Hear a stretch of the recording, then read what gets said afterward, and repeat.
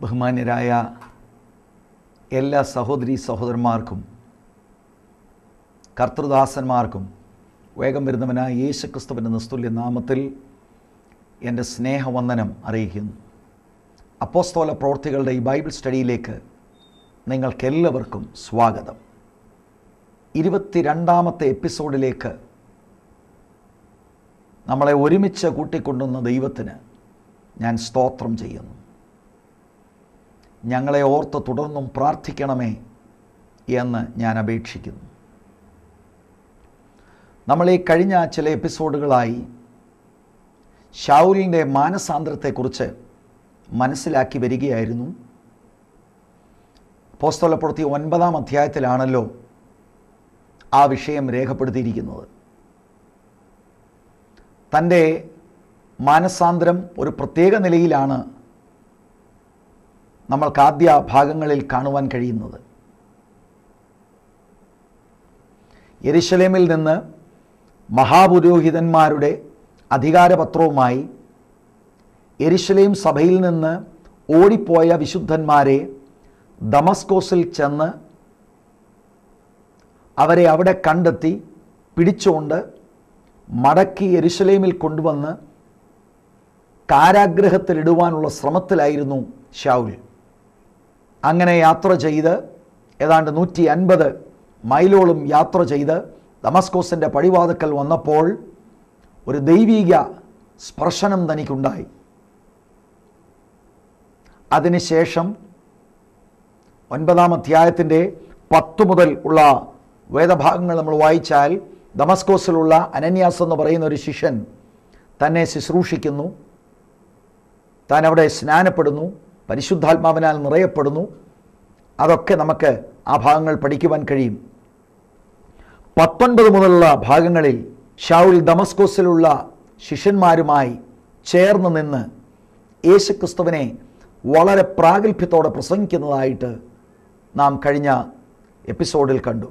എന്നാൽ 23-ാമത്തെ വാക്യത്തിലേക്ക് വരുമ്പോൾ കുറേ നാൾ കഴിഞ്ഞപ്പോൾ എന്നൊരു പ്രയോഗം ഗലാത്യലേഖനം 1-ാം അധ്യായം 11 മുതൽ 18 വരെയുള്ള വേദഭാഗങ്ങൾ വായിച്ച് ഞാനതിനെ വ്യാഖ്യാനിക്കുകയുണ്ടായി. ദമസ്കോസിൽ പ്രാരംഭത്തിൽ കുറച്ചുനാൾ, അതിനുശേഷം ചില വർഷങ്ങൾ താൻ അറേബ്യയിൽ കടന്നുപോയി യേശു കർത്താവിൻ്റെ കൂടെ സമയം ചെലവഴിച്ചു എന്നും അവിടെ വെച്ചാവാം തനിക്ക് ആഴത്തിലുള്ള വെളിപ്പാടുകൾ കർത്താവ് കൊടുക്കുന്നത് എന്ന് നാം ചിന്തിക്കുകയുണ്ടായി. അറേബ്യയിലുള്ള തൻ്റെ സമയത്തിന് ശേഷം മടങ്ങിത്താൻ ദമസ്കോസിലേക്ക് വന്നു. അവിടെ പാരമ്പര്യ യഹൂദന്മാർ തന്നെ പീഡിപ്പിക്കുവാൻ ശ്രമിച്ചു. ആ കാര്യം മനസ്സിലാക്കിയ ശൗൽ അവിടെ നിന്ന് താന് യെരുശലേമിലേക്ക് പോകുന്നതായി നമ്മൾ കാണുന്നു. ശൗലിന് അനുയായികൾ ഉണ്ടായിരുന്നു. അവർ തന്നെ പട്ടണത്തിൻ്റെ മതിലിൽ നിന്ന് ഒരു കൊട്ടയിലിറക്കി യെരുശലേമിലേക്ക് തന്നെ വിടുന്നതായി നമ്മൾ 25 വരെയുള്ള വാക്യങ്ങൾ പഠിച്ചപ്പോൾ നമുക്ക് മനസ്സിലായി. 26-ാം വാക്യം ഇങ്ങനെയാണ് വായിക്കുന്നത്: അവൻ യെരുശലേമിൽ എത്തിയപ്പോൾ ശിഷ്യന്മാരോട് ചേരുവാൻ ശ്രമിച്ചു. എന്നാൽ അവനൊരു ശിഷ്യനെന്ന് വിശ്വസിക്കാതെ എല്ലാവരും അവനെ പേടിച്ചു. ഞാൻ കഴിഞ്ഞ എപ്പിസോഡിൽ ഓർപ്പിച്ചതുപോലെ ദമസ്കോസിലും ശൗൽ ശിഷ്യന്മാരുടെ കൂടെ ജോയിൻ ചെയ്യുകയാണ്. അവിടെ ഞാൻ പറഞ്ഞൊരു പ്രധാനപ്പെട്ട വിഷയം, ദൈവം അതാണ് ആഗ്രഹിക്കുന്നത്. കർത്താവ് നമ്മളെ ഓരോരുത്തരെയും വിളിച്ച വിളിക്കൊത്തവണ്ണം നാം പ്രവർത്തിക്കണമെങ്കിൽ ക്രിസ്തുവിൻ്റെ ആത്മീക ശരീരമാം സഭയോട് ചേർന്ന് നിന്നെങ്കിലേ നമുക്ക് എക്സ്പ്രസ് ചെയ്യാൻ കഴിയുകയുള്ളൂ. ദമസ്കോസിലും താൻ അതാണ് ചെയ്തത്. ഇവിടെ ദമസ്കോസിൽ നിന്ന് താൻ യെരുശലേമിലേക്ക് മടങ്ങി വന്നപ്പോൾ താൻ ചെയ്യുന്നത്, അവൻ യെരുശലേമിൽ എത്തിയപ്പോൾ ശിഷ്യന്മാരോട് ചേരുവാൻ ശ്രമിച്ചു. ഇത് ദൈവമക്കൾ പിന്നെയും ആ സൂചന ഏറ്റെടുക്കണം. ദൈവ വചനത്തെ സ്നേഹിക്കുന്ന, കർത്താവിനെ പൂർണ്ണ ഹൃദയത്തോടെ പിൻപറ്റുന്ന, വേർപാട് പാലിക്കുന്ന ശിഷ്യന്മാരുടെ സംഘത്തെ ശൗൽ കണ്ടെത്തി. അവരുടെ കൂടെ ഐഡൻറ്റിഫൈ ചെയ്യാനാണ് താൻ താല്പര്യപ്പെടുന്നത്. പരിശുദ്ധാത്മാവിനാൽ നടത്തപ്പെടുന്ന ഒരാൾ അങ്ങനെയാണ് ചെയ്യുന്നത്. ശൗലിൻ്റെ മാതൃക വളരെ നല്ലൊരു മാതൃകയാണ്. അതാണ് കർത്താവ് നമ്മൾ ഓരോരുത്തരിലും ആഗ്രഹിക്കുന്നത്. ഒരു പക്ഷെങ്കിൽ എല്ലാ സഭകൾ, അതായത് പ്രാദേശിക സഭകൾ പെർഫെക്റ്റ് അല്ലായിരിക്കാം. എന്നാലും ദൈവവചനത്തിൻ്റെ കൃത്യ ഉപദേശം പഠിപ്പിക്കുന്ന, നമ്മുടെ അകത്തെ മനുഷ്യന് ആവശ്യമുള്ള ആത്മീയ ആഹാരമാകുന്ന ദൈവത്തിൻ്റെ വചനം പഠിപ്പിക്കുന്ന ഒരു സഭ കണ്ടെത്തി ആ സഭയോട് ചേർന്ന് നിന്ന് കർത്താവിനെ മഹത്വപ്പെടുത്തുകയും കർത്താവിൻ്റെ നാമത്തെ സാക്ഷീകരിക്കുകയും ചെയ്യുന്നത് ആവശ്യമാണ്. അതാണ് ദൈവവചനം വെച്ചിരിക്കുന്ന പാറ്റേൺ. പക്ഷേ താനിങ്ങനെ യെരുശലേമിലെ അവിടെയും ശിഷ്യന്മാരോട് ചേരുവാൻ താല്പര്യപ്പെട്ടെങ്കിലും യെരുശലേം സഭ, ദൈവമക്കൾക്ക് ഇതിനോടകം അറിയാമല്ലോ, അപ്പോസ്തോലന്മാരൊക്കെ യെരുശലേമിൽ തന്നെയാണ്. യെരുശലേമാണ് സഭയുടെ ഹെഡ് ക്വാർട്ടേഴ്സായി ഇരിക്കുന്നത്. അവിടെ നിന്നാണ് ആളുകൾ പീഡനം സഹിക്കാൻ കഴിയാതെ ചിതറിപ്പോയത്. അപ്പോസ്തോലന്മാർ ഒഴികെയുള്ളവരാണ് ചിതറിപ്പോയത്. അപ്പോസ്തോലന്മാരെല്ലാം യെരുശലേമിൽ തന്നെയാണ്. ആ ചിതറിപ്പോയവരുടെ കൂട്ടത്തിൽ പോകാത്ത ആളുകളും അവിടെയുണ്ട്. അവിടെയാണ് ശൗൽ വന്ന് ചേരുവാൻ താല്പര്യപ്പെട്ടത്. പക്ഷേ പെട്ടെന്ന് തനിക്ക് അവിടെ ഒരു അംഗീകാരം ലഭിച്ചില്ല. ഇവിടെ ഒന്ന് രണ്ട് കാര്യങ്ങൾ ദൈവമക്കളുടെ ശ്രദ്ധയിൽ ഞാൻ കൊണ്ടുവരാം. ഒരു പുതിയ വിശ്വാസി എന്ന നിലയിൽ തനിക്ക് പ്രത്യേക അനുഭവങ്ങളൊക്കെ ഉണ്ടായി. അറേബ്യയിൽ ടൈം സ്പെൻഡ് ചെയ്തു. ഡീപ്പായുള്ള വെളിപ്പാടുകൾ കർത്താവ് തനിക്ക് കൊടുത്തു. എന്നാലും ദമസ്കോസിൽ പിന്നീട് നിൽക്കാൻ കഴിയാതെ തന്നെ ഉപദ്രവിക്കുവാൻ ഭാവിച്ചതിൻ്റെ വെളിച്ചത്തിലാണ് താൻ യെരുശലേമിലേക്ക് പോകുന്നത്. ചില വർഷങ്ങൾ മാത്രമേ തൻ്റെ ആത്മീയ ജീവിതത്തിന്, അതായത് തൻ്റെ പുതിയ നിയമ ഒരു ശിഷ്യൻ എന്ന നിലയിൽ തനിക്ക് പ്രായമുള്ളൂ. വളരെ പ്രതികൂലം താൻ നേരിടുകയാണ്. യെരുശലേമിൽ വന്ന് താൻ ശിഷ്യന്മാരുടെ കൂടെ ചേരുവാൻ താല്പര്യപ്പെട്ടപ്പോൾ അവിടെയും തനിക്ക് അംഗീകാരമില്ല. അതിൻ്റെ കാരണം തനിക്കിങ്ങനെ ഒരു വലിയ മാറ്റം സംഭവിച്ചു എന്നും താനൊരു ശിഷ്യനായി തീർന്നു എന്നും അങ്ങനെ പെട്ടെന്നത് യെരുശലേമിലുള്ള വിശുദ്ധന്മാർക്ക് ഉൾക്കൊള്ളാൻ കഴിഞ്ഞില്ല. ഒരു പക്ഷെങ്കിൽ അവർ ഓർത്തു കാണും, ഇത് മറ്റൊരടവാകാൻ സാധ്യതയുണ്ട്. മാറ്റമൊക്കെ സംഭവിച്ചു എന്ന് കാണിച്ച് അകത്തു പ്രവേശിച്ച് പിന്നെയും അവരെ ഉപദ്രവിക്കാനുള്ള ശൗലിൻ്റെ ഒരു തന്ത്രമായി ഒരു പക്ഷെങ്കിൽ തെറ്റിദ്ധരിച്ചത് കൊണ്ടാവാം അവർ പെട്ടെന്ന് ശൗലിനെ അംഗീകരിച്ചില്ല. ഒരു പുതിയ ശിഷ്യൻ എന്ന നിലയിൽ തൻ്റെ ആ മാനസിക വ്യഥ ദൈവമക്കൾ ഒന്ന് ശ്രദ്ധിക്കണം. പക്ഷെ ശൗലിനെ സംബന്ധിച്ചോളം തനിക്കതൊരു പിറുപിറുപ്പില്ല, തനിക്ക് ആ വിഷയത്തിലൊരു വേദനയില്ല. താൻ അവിടെ ശ്രമിച്ചു എന്ന് പറഞ്ഞപ്പോൾ കണ്ടിന്യൂസ് ആയിട്ട് താൻ ശ്രമം നടത്തി, ആത്മാർത്ഥമായി ഒരു ശ്രമം നടത്തി ശിഷ്യന്മാരോട് ചേരുവാൻ. എൻ്റെ കേൾവിക്കാരിൽ ചിലർ വിശ്വാസത്തിലേക്ക് നടത്തപ്പെട്ടപ്പോൾ പെട്ടെന്നുണ്ടായ പീഡനം, പെട്ടെന്ന് അംഗീകാരം ലഭിക്കാതിരിക്കുകയും ചെയ്ത അവസ്ഥകൾ നിങ്ങളുടെ ജീവിതത്തിൽ ഉണ്ടായിട്ടുണ്ടെങ്കിൽ അതിൻ്റെ വേദന ദൈവമക്കളായ നിങ്ങൾക്കറിയാം. പക്ഷേ എന്നാലും മാർഗം വിട്ട് ശൗൽ പോയില്ല. അനേക ആളുകൾ അപ്പോൾ യേശുവിനെ ഉപേക്ഷിക്കും, മാർഗം ഉപേക്ഷിക്കും, അവർ പഴയ പടിയിലേക്ക് പോകും. ശൗൽ അങ്ങനെയല്ല. യഥാർത്ഥ മാറ്റം സംഭവിച്ച് കർത്താവിൻ്റെ സന്ദർശനം അനുഭവിച്ച് ദൈവിക വെളിപ്പാടേറ്റെടുത്ത ഒരാൾ പീഡനങ്ങളുടെ നടുവിൽ, തിരസ്കരണത്തിൻ്റെ നടുവിൽ പിടിച്ചു നിൽക്കും. 26-ാം വാക്യത്തിന് ശേഷം 27-ൽ ബർന്നബാസോ അവനെ കൂട്ടി അപ്പോസ്തോലന്മാരുടെ അടുക്കൽ കൊണ്ടുചെന്നു. അവൻ വഴിയിൽ വെച്ച് കർത്താവിനെ കണ്ടതും കർത്താവ് അവനോട് സംസാരിച്ചതും ദമസ്കോസിൽ അവൻ യേശുവിൻ്റെ നാമത്തിൽ പ്രാഗൽഭ്യത്തോടെ പ്രസംഗിച്ചതും എല്ലാം അവരോട് വിവരിച്ച് പറഞ്ഞു. ഇവിടെ ബർണബാസ് ഒരു ബ്രിഡ്ജായി മാറുകയാണ്. തന്നെ അംഗീകരിക്കാത്ത സഭയിലേക്ക് ബർണബാസ് തന്നെ റെക്കമെൻഡ് ചെയ്യുകയാണ്. ദമസ്കോസിൽ കർത്താവ് ഒരു അനന്യാസിനെയാണ് അവിടെയുള്ള ശിഷ്യന്മാർ തന്നെ അംഗീകരിക്കുവാനായി ഒരു ബ്രിഡ്ജായി ഉപയോഗിക്കുന്നത്.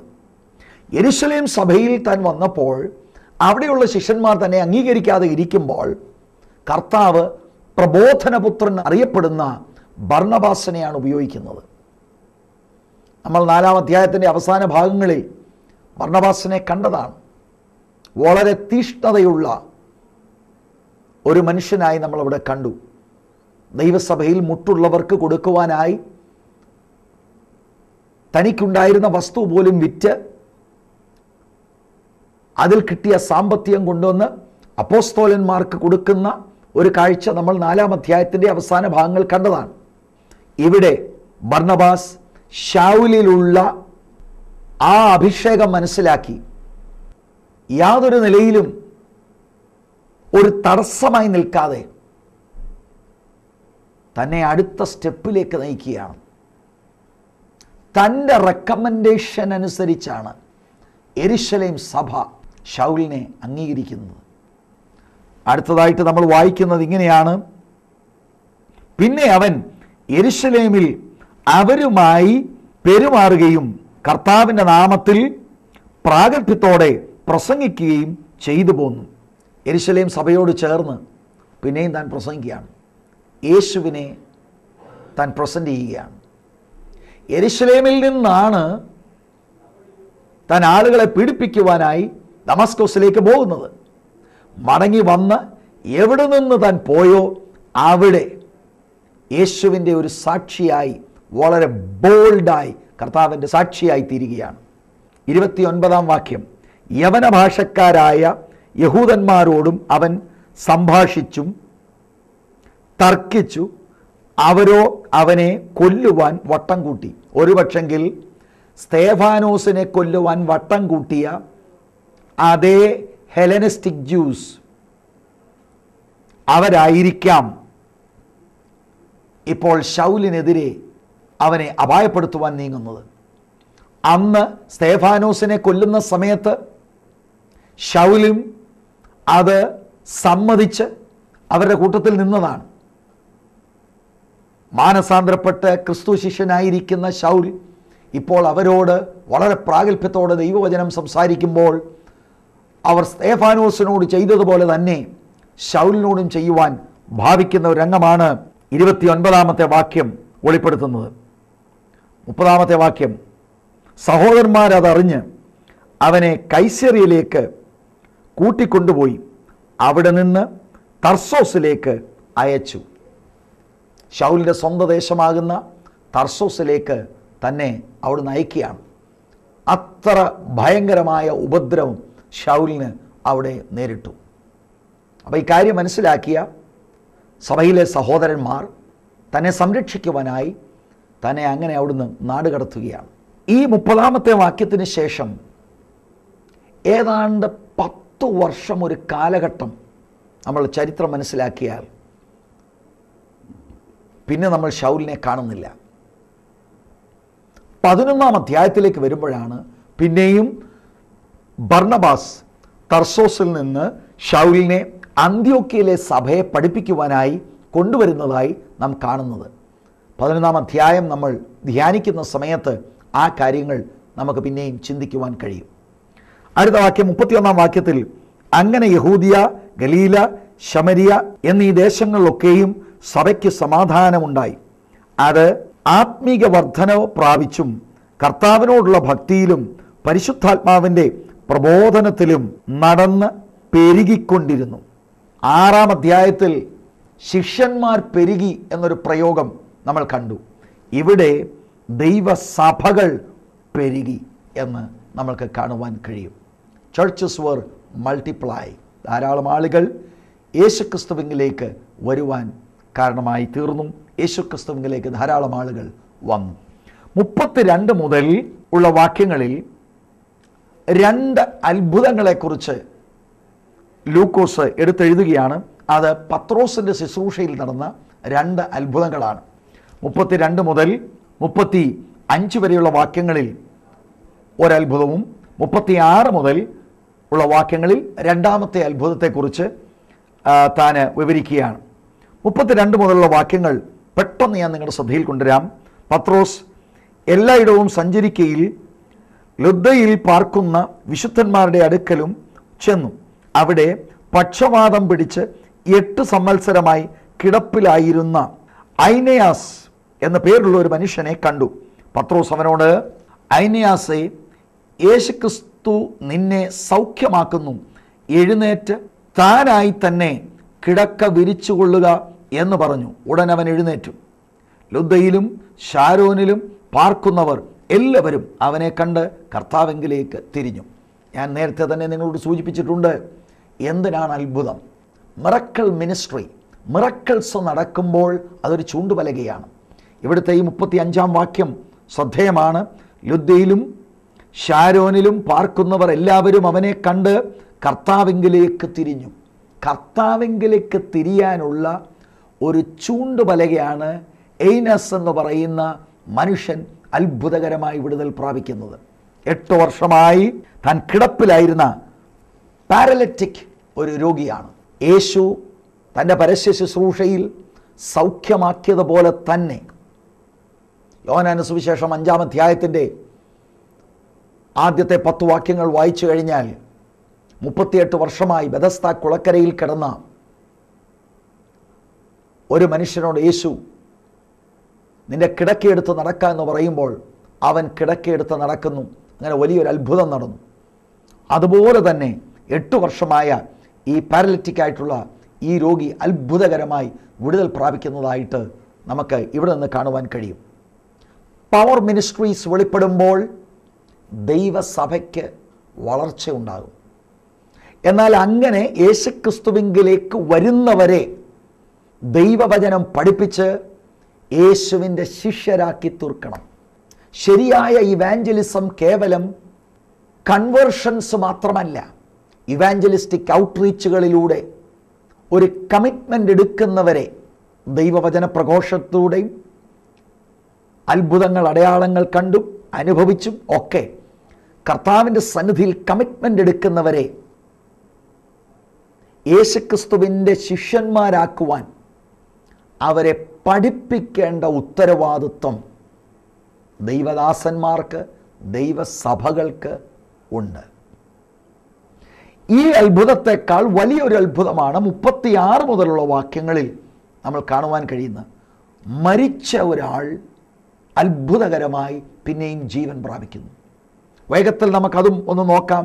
അതിൻ്റെയും റിസൾട്ട് ഇത് തന്നെയാണ്. ആളുകൾ യേശുക്രിസ്തുവിലേക്ക് തിരിയുന്നു.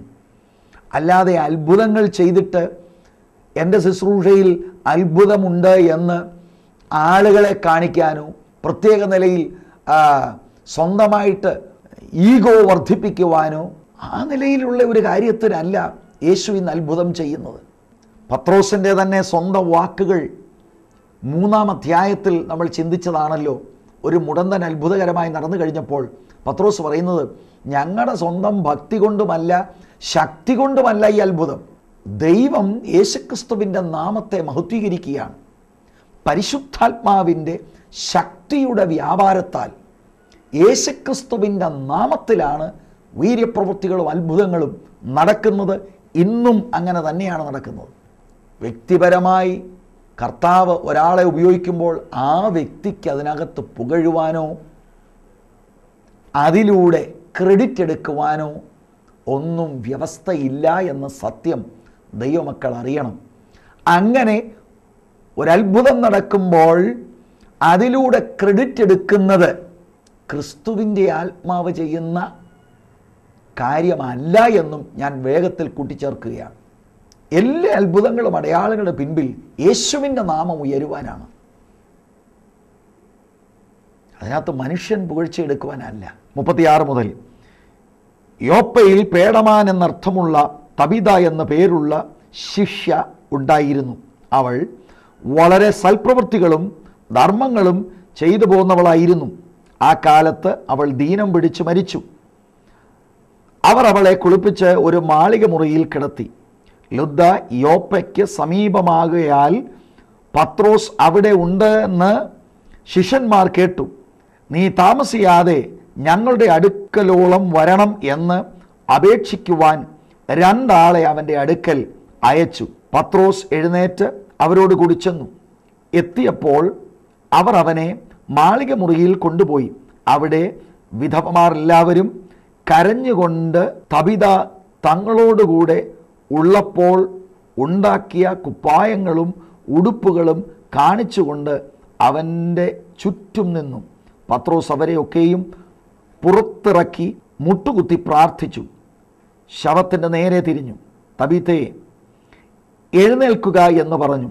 അവൾ കണ്ണു തുറന്നു. പത്രോസിനെ കണ്ട് എഴുന്നേറ്റ് ഇരുന്നു. അവൻ കൈ കൊടുത്ത് അവളെ എഴുന്നേൽപ്പിച്ചു. വിശുദ്ധന്മാരെയും വിധവമാരെയും വിളിച്ച് അവളെ ജീവനുള്ളവളായി അവരുടെ മുൻപിൽ നിർത്തി. ഇത് യോപ്പയിൽ എങ്ങും പ്രസിദ്ധമായി. പലരും കർത്താവിൽ വിശ്വസിച്ചു. പിന്നെ അവൻ തോൽക്കൊല്ലനായ ശിമോൻ എന്ന ഒരുത്തനോടുകൂടെ വളരെ നാൾ യോപ്പയിൽ പാർത്തു. തബിതെ അത്ഭുതകരമായി ജീവൻ പ്രാപിക്കുന്ന അനുഭവമാണ് നമ്മളിവിടെ വായിച്ചു കേട്ടത്. താൻ പാർത്തുകൊണ്ടിരുന്ന സ്ഥലത്ത് നിന്ന് തന്നെ ആളയച്ച് വിളിപ്പിച്ച് താൻ അവിടെ വരുമ്പോൾ ഒരു ഡെഡ് ബോഡിയാണ് കാണുന്നത്. ശ്രദ്ധേയമായൊരു കാര്യം, അവിടെ ആളുകളൊക്കെ, വിധവമാരൊക്കെ തബീത ഉണ്ടാക്കിയ, താൻ സൽപ്രവൃത്തി ചെയ്യുന്ന ഒരാളായിരുന്നല്ലോ, ഉടുപ്പുകളൊക്കെ കാണിച്ച് വിലപിക്കുന്ന ആ ഒരു രംഗമാണ് താൻ കാണുന്നത്. അവിടെ നിന്ന് പത്രോസ് ആളുകളെയൊക്കെ പുറത്താക്കുക. എന്താണ് അങ്ങനെ പുറത്താക്കുന്നത് എന്നതിനെക്കുറിച്ചൊരു വിശദീകരണം അവിടെ ഇല്ല. എങ്കിലും ഞാൻ പെട്ടെന്ന് നിങ്ങളെ യായിറോസിൻ്റെ ഭവനത്തിലേക്ക്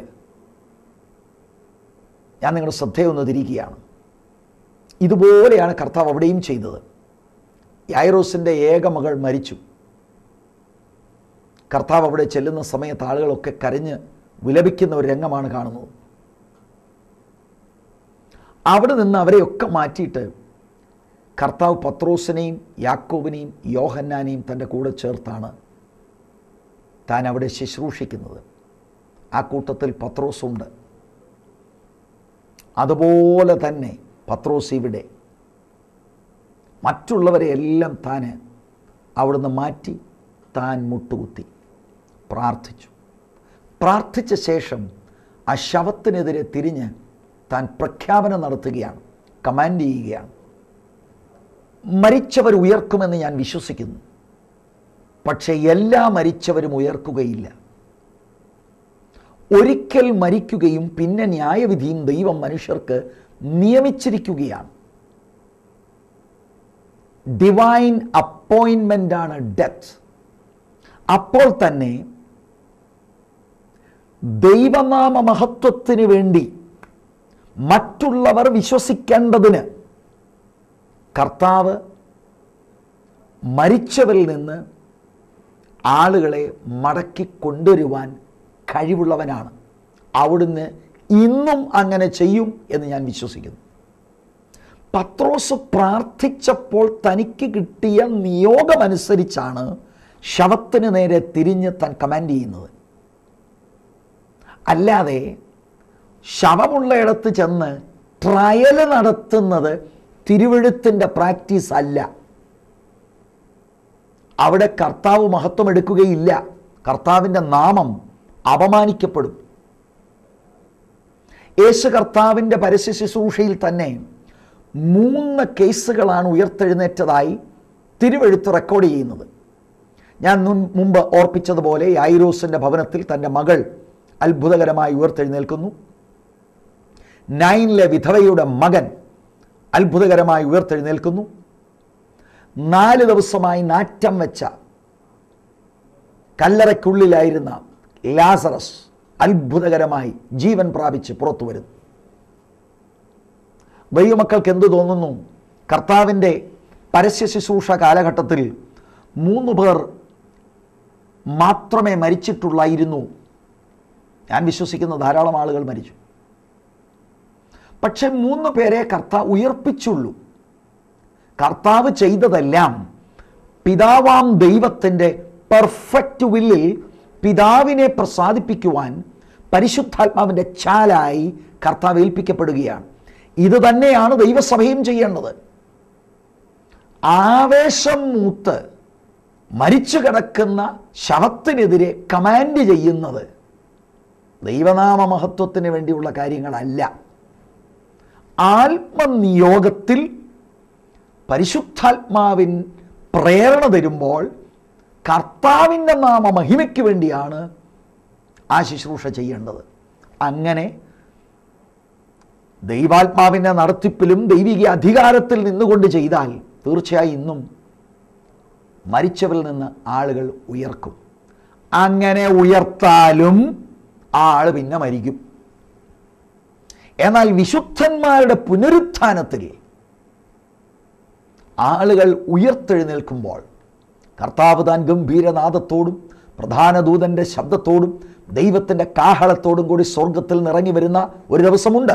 അന്ന് ക്രിസ്തുവിൽ മരിച്ചവർ ഉയർത്തെഴുന്നേൽക്കും. പിന്നെ ജീവനോട് ശേഷിക്കുന്ന നാം രൂപാന്തരപ്പെട്ട് അവരോട് ചേർന്ന് മേഘങ്ങളിൽ എടുക്കപ്പെടും. ക്രിസ്തുവിൽ മരിച്ചവർ അന്ന് ഉയർത്തെഴുന്നേൽക്കും. പിന്നെ അവർ മരിക്കയില്ല. തേജസ്കരിക്കപ്പെട്ട ശരീരത്തോടെ അവർ ഉയർത്തെഴുന്നേൽക്കും.